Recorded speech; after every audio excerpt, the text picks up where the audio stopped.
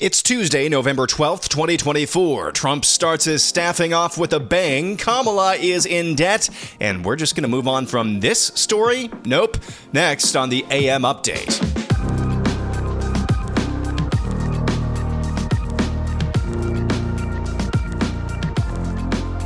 Well, it is official now. Donald Trump has won the states of Nevada and Arizona, bringing his total electoral college votes to 312. On Truth Social, Donald Trump said, "Thank you, God," won all swing states in the popular vote by almost 7 million voters. He also noted that he won Texas, and Republicans won 31 of 32 statewide judicial branches in that state and every county in the Rio Grande Valley. He says they were all blue 8 years ago and got 1 million more Texas votes than in 2020. Well, it was announced last week, of course, Trump named Susie Wiles as chief of staff. He's also started to name a few other posts. Stephen Miller, he was a speechwriter in Trump's administration, his first one anyway. He was named deputy chief of staff for policy. He also named Tom Homan as his border czar. More on Tom Homan in just a little bit. But of course, the fight over the Senate majority leader is kicking into full gear. It seems to be there are three names being considered as Senate majority leader. It would be John Cornyn of Texas, John Thune of South Dakota, and Rick Scott of Florida. Now, all three of those, in my mind, are rhinos of various stripes. Thune and Cornyn are obviously the worst stripes of rhinos. Rick Scott, on the other hand, despite the fact that he's not the ideal right winger, he is basically totally beholden to Donald Trump for any form of relevance, and it seems like a lot of people in Trump's orbit are trying to float the idea of a Senate Majority Leader Rick Scott. Donald Trump posted on Truth Social over the weekend saying, quote, "Any Republican senator seeking the coveted leadership position in the United States Senate must agree to recess appointments in the Senate, without which we will not be able to get people confirmed in a timely manner. Sometimes the votes can take 2 years or more. This is what they did 4 years ago, and we cannot let it happen again. We need positions filled immediately." So that's Donald Trump laying down the marker on Truth Social for what he believes needs to happen for the Senate Majority Leader. Now, John Thune and John Cornyn, they are in bed with Mitch McConnell and have been. They are some of the worst senators in that chamber.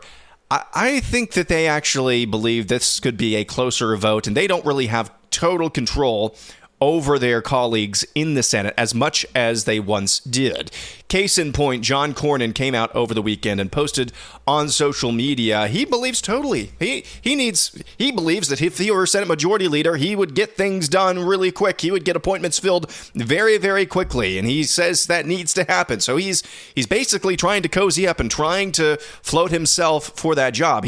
I don't think he believes he has that wrapped up. Similarly, John Thune has taken to deleting posts on social media, which were critical of Donald Trump. So I think that he doesn't think he has this wrapped up either. This will be a story that we'll have to keep a close eye on as the week goes forward. It was also made public last night via reporting at the New York Times and other outlets.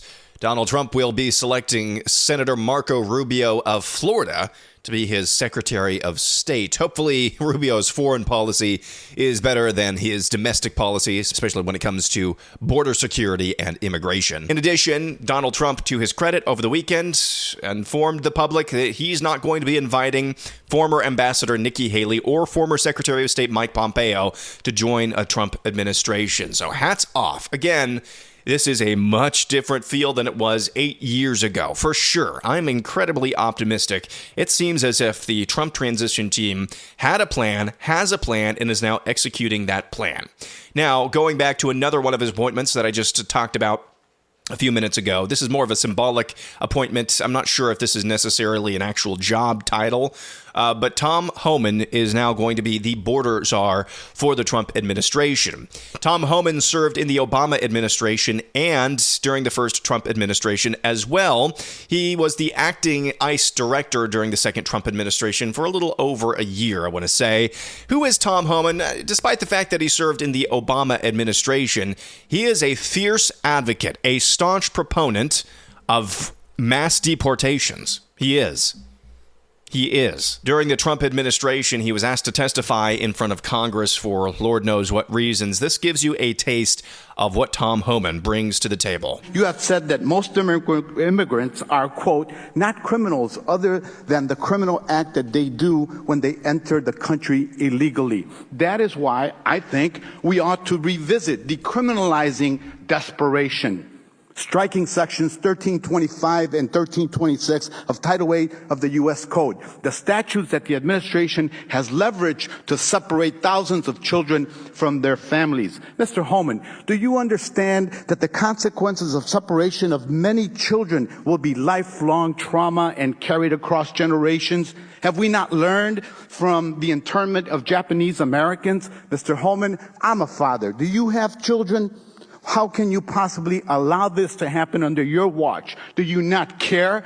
Is it because these children don't look like children that are around you? I don't get it. Have you ever held a deceased child in your arms? First of all, your comments are disgusting. I've served my country. I've served my country for 34 years. I find your comments disgusting as well. I've served my country for 34 years. And yes, I held a 5-year-old boy in my arms in back of that tractor trailer. I knelt down beside him and said a prayer for him because I knew what his last 30 minutes of his life were like. And I had a 5-year-old son at the time. What I've been trying to do my 34 years serving my nation is to save lives. So for you to sit there and insult my integrity and my love for my country and for children, that's why this whole thing needs to be fixed.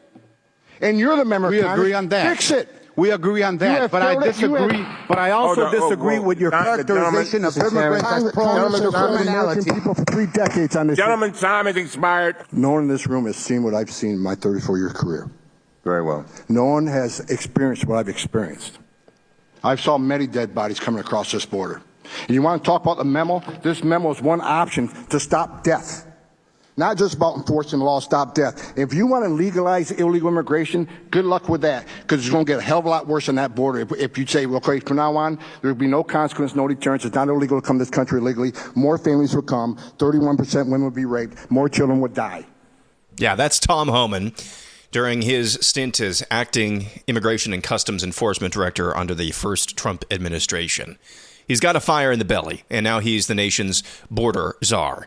Well, he will be come January. Here he is back at the Republican National Convention earlier this year. I got another message. Another message to the criminal cartels in Mexico.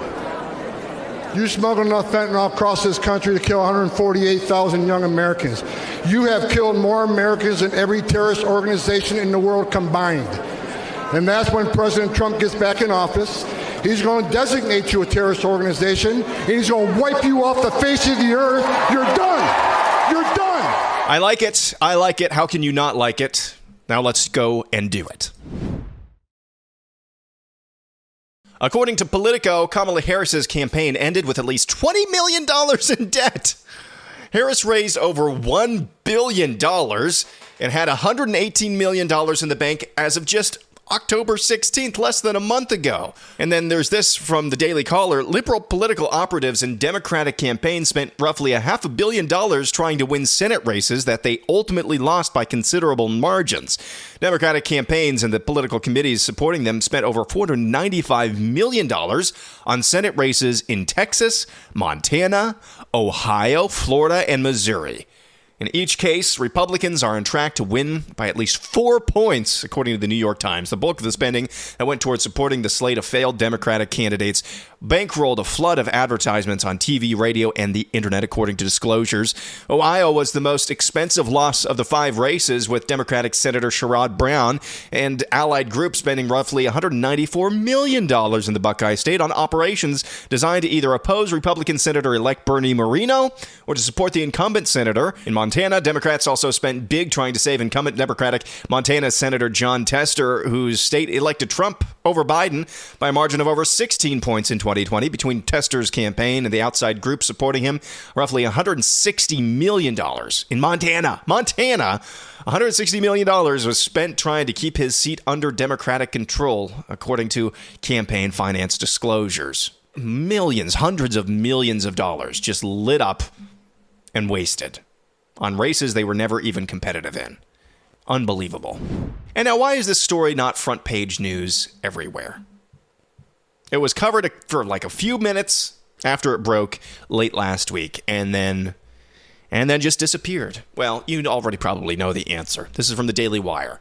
A federal disaster relief official ordered workers to bypass the homes of Donald Trump supporters as they surveyed damage caused by Hurricane Milton in Florida. That's according to internal correspondence obtained by the Daily Wire and confirmed by multiple federal employees.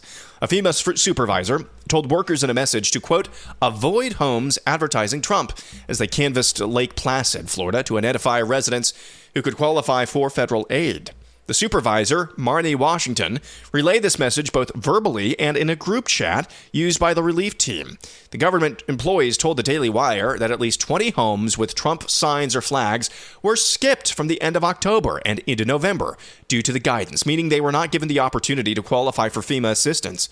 Images shared with the Daily Wire show houses were skipped over by the workers who wrote in the government's system messages such as Trump sign, no entry per leadership. It's unclear whether the same guidance was issued elsewhere in the country. The employees were part of a Department of Homeland Security surge capacity force team, meaning they volunteered from other DHS agencies to help an understaffed FEMA as it dealt with a second major hurricane in a span of just a few weeks. So now you know why nobody's talking about this story. That employee of FEMA, that supervisor, Marnie Washington, she has been fired, but that's not nearly enough. She needs to go to prison for a long time. I mean, this is just a textbook case of discrimination on the basis of political views. A textbook case. She needs to pay a heavy price, a punitive price that will set the example to others in the years to come. Here's this story. A Spirit Airlines plane was raked with gunfire and hit multiple times as it was trying to land in Haiti Monday, leaving at least one flight attendant wounded. The ordeal unfolded at the Toussaint Louverture International Airport in Port-au-Prince. It's according to the Miami Herald. The flight attendant was grazed by a bullet when the gunfire erupted. Multiple bullet holes could be seen in the overhead bins and a plane door in the aftermath. The plane, which was en route from Fort Lauderdale, had to be diverted to an airport in the Dominican Republic. Meanwhile, all other commercial flights were grounded at the Haiti airport. The incident unfolded just 2 weeks after the airline temporarily suspended its flights to Haiti's capital after gang members opened fire and struck a United Nations helicopter flying nearby. So that is how bad things are in Haiti. They are just hell-bent on taking that entire country. The gangs, and much like many of their ancestors, apparently just hell-bent on taking that country back to medieval times at best. And finally, I'm going to expose you to this, but I want to underscore a very important message. This is a contributor on MSNBC late last week. If you had any inclination to believe that the left in this country was going to take down any notes, was going to say, maybe, hey, we lost the popular vote to the guy we tried lawfare against, the guy we politically assassinated with multiple times, the guy we tried to literally assassinate a couple of times, the guy that we've called we've called him every name in the book. We just lost the popular vote to that guy. Maybe we should take a step back. Maybe we should take a step back and say to ourselves, we need to reevaluate the way that we message issues to voters. If you had any inclination in your mind whatsoever that that was a possibility moving forward, I present to you this contributor on MSNBC. This is Eddie Glaude, a Princeton University professor, with these words about what he believes went wrong just last Tuesday. There's this sense, right, that whiteness, right, is under threat. The demographic shifts. The country isn't what all of these racially ambiguous children on Cheerios commercials are confusing the hell out of me. Right? Eddie, a lot of people voted because their life's too damn expensive, and it was here, and it they was voted for. You're telling me, Stephanie, that all of these people who believe that their lives are, that bread is too high and eggs are too high, that they voted for a convicted felon, A guy who said we can grab the P. I think that a lot They of people, voted for this listen, guy. I'm not defending it, but I think there are tons of people that don't pay attention to, and I'm not defending it, don't pay attention to politics at all. But while we live in the most prosperous country in the world, people are saying life's not fair, I'm not doing well, my son's still living in the basement, I can't seem to get a job, I don't like the status quo, I'm voting for something else, and he was I the person. love you to life, I love you. but I do not believe that. I cannot believe that. And the reason I think you believe it is because you don't want to believe that that's what's really motivating them. It's always the case. People don't want to believe what the country actually is, because if they believe it, they're going to have to confront what's in them. I don't believe that. They voted for a crook, a person who they know is stealing from, just doing everything to undermine the so-called country that they love. And then they're telling us the BS that it's economics. We know that's not true. So that is a Princeton University professor. And God bless Stephanie Ruhle on MSNBC, trying to bust in a couple of times there and saying, no, Mr. Professor, it's about the economy, and he just will not take it. This is a tired playbook. It's worked in the past. It's obvious that it's becoming less and less effective for the left. The rhetorical bashing of racist, misogynistic, homophobic bigot. This is the shift that Marxism made for the last 60, 70 years or so. That's a little bit too much. Maybe the last 40 years or so. When the Soviet Union went down, and maybe this happened even before that, classical Marxism seizing the means of production economically. That was how they captured countries, captured institutions, was that ideology. But they realized that American capitalism was so strong, they were never going to be able to bust through with an economic Marxism message. So they did a cultural Marxist message. They pitted people against each other based on the color of their skin, based on what's between their legs. And then increasingly so in recent years, the gender cult. And I think it's becoming obvious that's not working with as much effectiveness as it had. They seized the means of cultural production. And they don't know anything else. This is their worldview. So yeah, there's no introspection. It's not that they don't want to, it's that they can't. And you heard that Princeton University professor, in no uncertain terms, be confronted with a very easy out. It was just strong headwinds, economics. Things are not getting better economically for people. Stephanie Ruhle, you heard that over and over again, tried to save him, and he will not take it. He won't take it. And that's academia. They cannot, they will not stop. They're doubling, tripling, quadrupling, as I said last week, goggling down on cultural Marxism because they can't do anything else. That doesn't mean that they're not going to win elections in the future. It just means that they have a cancer. And that cancer is progressivism. It's cultural Marxism. And you can't just speak words of power over cancer. It has to be excised. And they're not going to do that. I'm not saying this to be optimistic. That party, it's not a good thing when a one party and a two-party system in a society like ours just continues to double and triple down on cancer. But that's what they're doing. It's not a healthy thing for society. So that's going to do it for a Monday. They're not going to stop. They can't stop. They won't stop.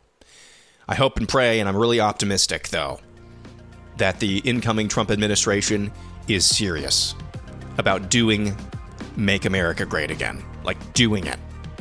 It seems like they are. All right, back at it again tomorrow. I'm Aaron McIntyre, and this is the AM Update.